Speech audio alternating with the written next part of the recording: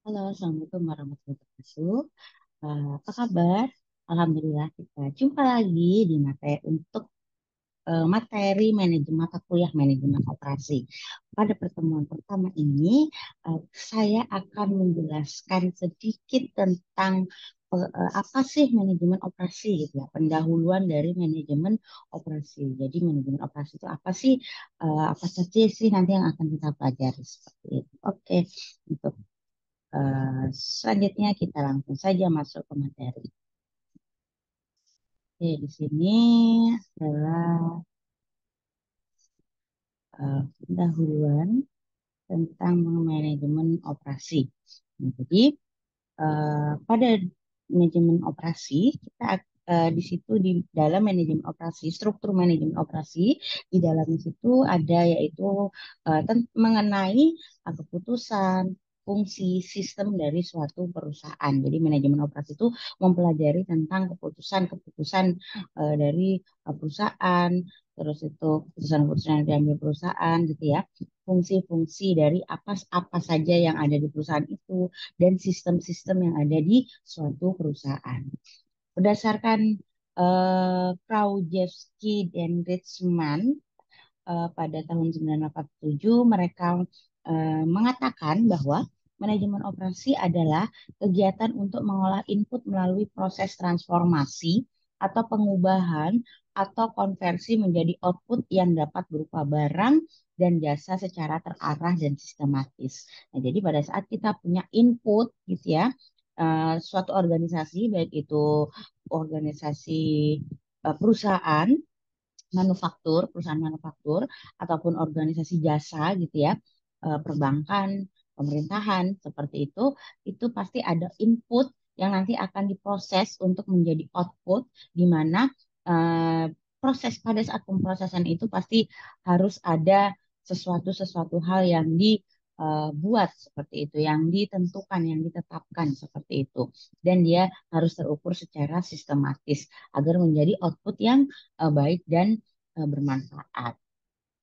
Nah, jadi manajemen operasi itu input, proses, dan output. Semua di dalam sistem itu berkesinambungan, di dalam situ ada nama yang dinamakan dengan manajemen operasi. Jadi apa saja sih ruang lingkup manajemen operasi? Jadi ruang lingkup dari manajemen operasi itu ada karakteristik manajemen operasi, yaitu karakteristik dari manajemen operasi itu yaitu mempunyai tujuan.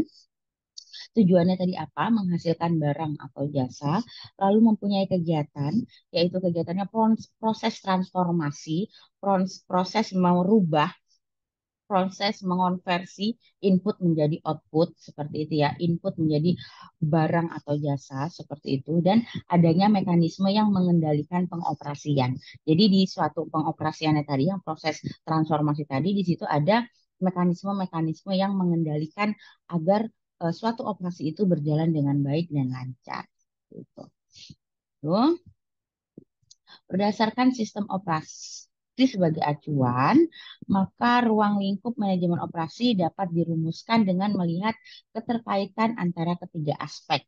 Jadi di dalam manajemen operasi tadi untuk kelancaran dari suatu proses, maka di situ ada tiga aspek. Ada aspek struktural, aspek fungsional, dan aspek lingkungan. Nah, tadi lagi berdasarkan Krajewski dan Ritzman di tahun 1987, aspek dalam manajemen operasi itu berdasarkan pada manajemen operasi dilihat dari segi fungsi, manajemen operasi dilihat dari segi profesi, manajemen operasi dilihat dari segi pengambilan keputusan. Jadi fungsinya apa? Terus itu profesinya apa? Lalu nanti pengambilan keputusannya itu bagaimana? Seperti itu. Lalu ada peran manajemen manajer operasi. Jadi kalau kita biasanya di suatu organisasi, baik perusahaan atau perusahaan industri manufaktur gitu ya, ataupun industri jasa, pasti di dalamnya ada seorang manajer di bidang manajer operasi seperti itu. Nah, di sini peran dari manajer operasi yaitu menentukan dan mengatur letak gudang persediaan dan mesin yang efisien agar tidak menyita waktu dalam gerakan. Ini adalah peran-peran dari manajer operasi tadi karena manajemen operasi itu adalah keseluruhan gitu ya, suatu sistem yang berkesinambungan gitu, yang mengatur mulai dari input, proses sampai dia menjadi output, maka dimulai seorang manajer operasi ini juga harus mengetahui bagaimana sih cara eh, ma- bagaimana sih cara memposisikan gudang, eh, baik itu gudang ini apa namanya, spare part atau gudang bahan baku seperti itu misalnya di suatu perusahaan gitu ya. Terus itu bagaimana sih cara menempatkan mesin produksi seperti itu, dan di mana sih tempatnya yang efisien agar tadi pada saat dilakukan proses produksi itu tidak membuang-buang waktu atau tidak terjadi idle-idle waktu yang diakibatkan tadi misalnya letak gudang terlalu jauh dari tempat pembuatan atau mesin-mesinnya yang berantakan gitu ya. Maksudnya harusnya suatu barang itu dikerjakan pakai mesin A, B, C, tapi letaknya A, B, C tadi itu berjauhan. A baru di sebelahnya D, seperti itu. Jadi dia tuh muter-muter seperti itu. Itu diatur oleh seorang manajer operasi. Lalu selanjutnya peran dari manajer operasi adalah melakukan pemeliharaan agar menjamin keandalan dan kontinuitas operasi. Itu. Lalu mengurangi bagian produk yang rusak atau memperbaiki proses produksi untuk menghasilkan produk yang berkualitas dengan biaya rendah. Terus selanjutnya yaitu menentukan komponen yang akan dibuat atau dibeli dari para supplier, lalu menentukan atau memperbaiki schedule kerja, mengevaluasi biaya tenaga kerja, memperbaiki sistem informasi produksi, memperbaiki manajemen persediaan, memperbaiki produktivitas, mengurangi dan jika memungkinkan menghapuskan pemborosan, memperpendek waktu persiapan untuk mengurangi waktu proses. Ya, jadi itu tadi peran manajer operasi itu sangat banyak seperti itu ya. Karena tadi mulai dari menentukan lokasi, tata letak mesin, sampai harus memikirkan juga bagaimana sih cara kita menyediakan gitu persediaan persediaan baik itu untuk spare part mesinnya, untuk bahan bakunya, dan untuk bagaimana sih cara kita meningkatkan produktivitas seperti itu. Di sini contoh dari sistem operasi pabrik atau manufacturing. Jadi suatu operasi pabrik itu ada input, proses, dan output. Tadi ya inputnya apa? Input itu adalah bahan masukannya, yaitu di situ ada bahan baku tentunya, ada tenaga kerja, ada modal, dan ada manajer atau karyawan atau juga direksi-direksi dari perusahaan. Lalu input tadi diproses atau dilakukan transformasi atau dilakukan konversi gitu ya. Jadi di proses ini kan ada pekerja yang memproses bahan baku seperti itu, ada pimpinan yang mengawasi pekerja dan lain sebagainya. Lalu setelah diproses dia akan menjadi output, yaitu outputnya tadi bisa berupa barang atau jasa. Lalu di sini ada feedback information, yaitu di sini perbandingan kenyataan dan keinginan. Jadi misalnya keinginan kita memproduksi 100 buah spare part misalnya segitu. Tapi ternyata di setelah dilakukan pemrosesan ternyata ada produk yang cacat, ada produk yang gagal dibuat, misalnya seperti ada, sehingga dia tadinya kita maunya 1.000, ternyata cuma jadi 950, misalnya seperti itu. Jadi namanya feedback information. Nah, di sekitarannya atau yang berhubungan setidak langsungnya adalah lagi, yaitu di sini ada lingkungan ekonomi, ada lingkungan sosial masyarakat gitu ya, ada teknologi dan lain-lain yang mendukung dari kegiatan sistem operasi pabrik ini, dan tentunya juga ada politik, di mana politik ini pastinya juga mempengaruhi dari suatu operasi pabrik seperti itu. Lalu di sini ada yang namanya ASEAN Economic Community atau AEC atau pasar bebas. Apa sih peran dari manajemen operasi di pasar bebas gitu ya? Jadi perannya adalah meningkatkan efisiensi dan efektivitas produksi atau meningkatkan produktivitas. Lalu meningkatkan fleksibilitas operasi pabrik sehingga mampu menghasilkan berbagai macam kebutuhan konsumen, meningkatkan kualitas produk baik kualitas fisik maupun kualitas desain, menciptakan waktu tunggu yang relatif singkat seperti itu. Selanjutnya tadi manajemen operasi itu berhubungan dekat dengan namanya produktivitas. Tentunya produktivitas dari suatu organisasi ya, baik itu barang atau jasa, yang nanti outputnya barang atau jasa, pasti menginginkan produktivitasnya itu naik seperti itu. Nah, apa sih productivity gitu ya? Tadi produktivitas, productivity apa sih itu ya? Yaitu produktivitas ada tuh di sini adalah keinginan kita di mana eh, nanti berhubungan dengan upaya atau effort. Tadi contohnya misalnya kita mau membuat, memproduksi gitu ya. Per hari itu 1.000 spare part, 1.000 baut misalnya kayak gitu. Tapi upaya kita apa? Effort kita tuh apa untuk bisa dia tercapai 1.000 tadi. Seperti itu. Tadi kan bisa jadi tadi outputnya ternyata cuma 900. Oh ternyata di situ kita harus effort sekali. Kita harus punya upaya untuk selalu menjaga proses produksinya itu baik seperti itu eh, sehingga tadi kita mau produktivitas 1.000 maka juga akan tercapai 1.000. Jadi ada effort-effort tadi yang harus diperhatikan oleh seorang manajer operasi seperti itu. Nah, di sini manusia untuk selalu meningkatkan kualitas di segala bidang. Jadi kita harus tadi meningkatkan idenya, harus menjaga proses produksinya dengan baik seperti itu.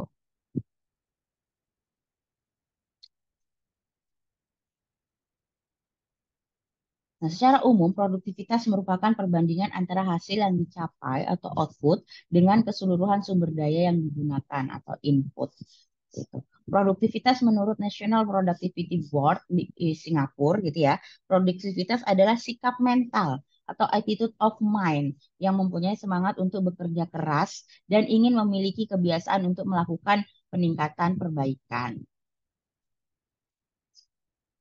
Perwujudan sikap mental dapat ditunjukkan dari berbagai kegiatan. Jadi tadi untuk meningkatkan produktivitas itu banyak sekali yang berkaitan seperti itu. Contoh berkaitan dengan diri sendiri, misalnya dengan kita sebagai pegawai gitu atau kita sebagai pengusaha gitu ya. Kita mau meningkatkan produktivitas, maka kita harus juga meningkatkan pengetahuan kita, meningkatkan keterampilan kita, meningkatkan disiplin kita, memotivasi diri kita seperti itu.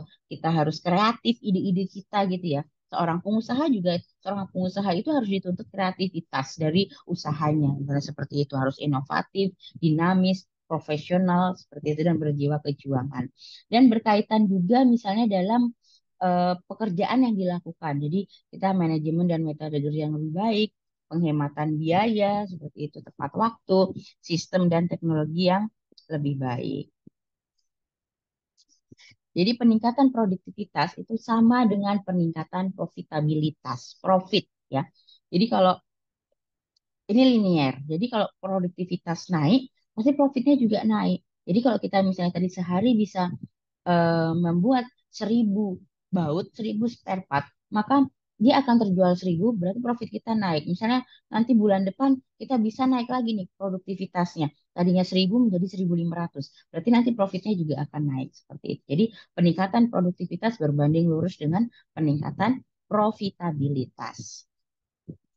Di sini ada persamaan profitabilitas ya, yaitu bagaimana sih cara menghitung profit, yaitu penghasilan atau revenue dibagi dengan biaya membuatnya.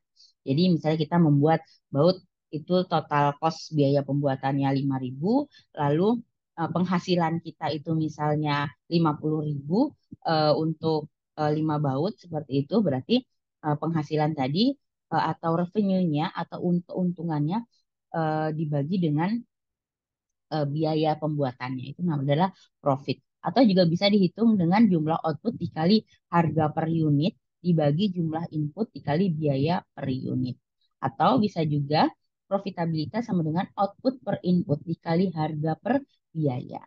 Ini adalah rasio produktivitas. Nanti kita akan membahas tersendiri untuk produktivitas dan juga contoh-contohnya. Lalu selanjutnya, ukuran produktivitas tidak sama dengan efisiensi. Jadi maksudnya jika produktivitasnya besar, belum tentu efisiensinya juga besar seperti itu. Jadi dia tidak sama dengan efektivitas juga tidak sama dengan efisiensi. Jadi pada saat kita melakukan proses produksi, oh mungkin kita sudah menganggap itu efektif gitu ya, tapi ternyata dia belum efisien seperti itu. Atau sebaliknya, kita sudah menganggap itu pekerjaan kita itu efisien, tapi ternyata belum efektif seperti itu. Konsep lain yang berorientasi pada output, input, atau keduanya adalah kualitas, yaitu suatu ukuran yang menyatakan seberapa jauh spesifikasi persyaratan dan harapan kita telah terpenuhi. Ini hubungan efisiensi, efektivitas, kualitas, dan produktivitas. Jadi input itu pada saat input itu adalah kita mengefisiensikan inputan gitu ya, bahan bakunya.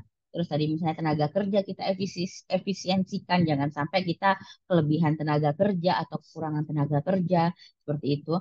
Terus di proses produksi ini berhubungan dengan kualitas gitu ya. Pada untuk di proses produksi ini nanti menentukan apakah kualitas dari outputnya itu bagus atau tidak seperti itu. Dan juga dipengaruhi oleh kualitas dari inputnya seperti itu. Dan output adalah efektivitas, apakah barang yang kita buat itu sesuai seperti itu ya, baik digunakan, bermanfaat dan lain sebagainya. Dan ini semua adalah berhubungan dengan produktivitas. Jadi di dalam produktivitas ada efisiensi, kualitas, dan efektivitas yang harus seimbang. Jadi ada macam produktivitas, ada produktivitas berdasarkan faktoral. Di sini eh, beberapa persamaan gitu ya. Nanti kita bahas. Lalu ada juga pengukuran eh, produktivitas seperti itu. Nanti akan kita bahas lebih lanjut. Lalu di sini adalah grafik untuk diagram untuk produktivitas suatu pabrik gitu. Jadi produktivitas suatu pabrik ini kalau kita lihat dari mundur gitu ya, di sini dipengaruhi oleh tadi inputannya yaitu kualitas bahannya, kualitas produknya, produk yang dibuat itu bisa hanya satu produk atau bisa beberapa produk gitu ya dalam satu perusahaan. Lalu undang-undang yang berhubungan dengan pemerintah, lalu ketersediaan bahan, lalu permintaan produk oleh konsumen. Jadi permintaan produk kita di pasaran itu bagus, tinggi atau tidak seperti itu. Terus modal yang kita punya, lalu energi yang kita gunakan. Nah, ini mempengaruhi tadi di dalamnya tadi ada operator ya, pekerjanya, operator, karyawan, pegawai seperti itu. Ada manajer, lalu mereka mempengaruhi kinerja operasi seperti itu ya. Lalu mempengaruhi efektivitas sumber daya dan mempengaruhi produk yang dihasilkan sehingga menyebabkan produktivitas itu baik atau tidak seperti itu. Lalu ada R&D, mempengaruhi tingkat teknologi yang digunakan. Lalu ada efisiensi operasi, seperti itu. Di sini ada engineering, ada pemeliharaan, ada kebijakan investasi, penggunaan peralatan, pelayanan pabrik. Jadi penggunaan peralatan ini mempengaruhi produktivitas. Jadi maksudnya seperti ini. Dengan peralatan yang misalnya kita membuat suatu barang gitu ya. Membuat misalnya menggoreng gitu. Kita misalnya suatu perusahaan outputnya adalah snack atau makanan ringan seperti misalnya keripik seperti itu. Di sini produktivitas itu dipengaruhi oleh penggunaan peralatan. Contoh misalnya tadi menggorengnya itu masih manual. Itu mungkin sehari hanya bisa 50 kilo. Tapi pada saat sudah kita menerapkan peralatan yang modern gitu ya, yang otomatis sehari bisa sampai 200 kilo seperti itu sehingga produktivitasnya meningkat. Nah, penggunaan peralatan ini berhubungan dengan engineering, dengan ilmu keteknikan seperti itu. Lalu ada pelayanan pabriknya. Tadi pelayanan pabriknya itu baik atau tidak gitu, Pak. Ini dipengaruhi oleh pemeliharaannya gitu ya. Jadi tadi misalnya sudah menggunakan mesin gitu, mesin untuk menggoreng si keripik ini, pemeliharaannya bagaimana? Kalau misalnya pemeliharaannya baik, mesin ini bisa tetap membuat masih bisa tetap bekerja sampai 2 sampai 5 tahun gitu dengan produktivitas yang stabil. Tapi jika pemeliharaannya tidak tepat, maka di dalam waktu 2 sampai 3 tahun mesin pasti akan mengalami down kerja gitu. Maksudnya eh, kinerjanya mesin ini pasti akan turun karena tadi pemeliharaannya kurang seperti itu. Lalu tadi kebijakan investasi itu mempengaruhi kapasitas pabrik. Jadi misalnya investasinya, misalnya pemerintah menentukan gitu ya, untuk perusahaan perusahaan A gitu dengan tingkat produktif, tingkat bisa membuat barang itu dalam skala sedang seperti itu, diberikan kebijakan investasi sekian sehingga dia mempengaruhi kapasitas pabriknya, lalu mempengaruhi pemanfaatan pabrik dan mempengaruhi juga undang-undang. Nah, ini saling berhubungan yang akan mempengaruhi produktivitas dari suatu pabrik seperti itu. Pengukuran produktivitas kita akan bahas. Oke. Itu untuk persamaan-persamaan ini kita akan bahas di beda materi ya nanti agar lebih paham. Jadi untuk di sini untuk pendahuluan manajemen operasi, jadi intinya adalah manajemen operasi itu mempelajari semua sistem, semua unsur yang berkesinambungan, mulai dari hulu sampai ke hilir, mulai dari inputannya sampai dia menjadi outputannya. Tadi, manajemen operasi ini akan mempelajari mulai dari input tadi, mengenai bahan bakunya, mengenai tenaga kerjanya atau sumber daya manusianya gitu ya, mengenai eh,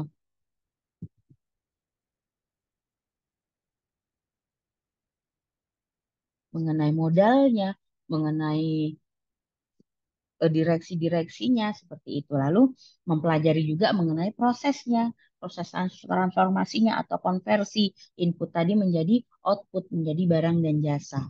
Di mana itu semua harus diperhatikan oleh seorang manajer operasi agar bisa menghasilkan barang atau jasa yang bermanfaat dan berkualitas tinggi dan juga bisa meningkatkan produktivitas dari organisasi tersebut. Mungkin demikian untuk materi awal atau pengenalan manajemen operasi. Jadi jika nanti ditanya gitu ya, manajemen operasi itu maksudnya ilmu tentang apa nih? Jadi teman-teman mahasiswa bisa menjawab nih bahwa manajemen operasi adalah ilmu yang mempelajari tentang sistem suatu organisasi mulai dari input proses sampai menjadi output, baik itu outputnya barang atau jasa. Manajemen operasi memperhatikan inputnya gitu ya, memperhatikan kualitas inputnya, lalu memperhatikan prosesnya, bagaimana cara mengkonversinya, bagaimana cara mentransformasi input tadi menjadi output, yaitu menjadi outputnya baik barang ataupun jasa. Itu secara umum manajemen operasi adalah seperti itu. Jadi tidak hanya membahas tentang proses produksinya, tapi juga membahas tentang manajemennya. Manajemennya, bagaimana proses produksi tadi agar bagus, bagaimana proses produksi tadi agar berjalan dengan baik gitu ya, sehingga dapat meningkatkan produktivitas dari suatu organisasi. Demikian untuk pendahuluan manajemen operasi. Operasi seperti itu. Kita jumpa lagi di materi selanjutnya untuk materi-materi lainnya di mata kuliah manajemen operasi. Sampai jumpa, tetap jaga kesehatan. Kita tunggu lanjut nanti dipelajari video selanjutnya, materi selanjutnya. Assalamualaikum warahmatullahi wabarakatuh.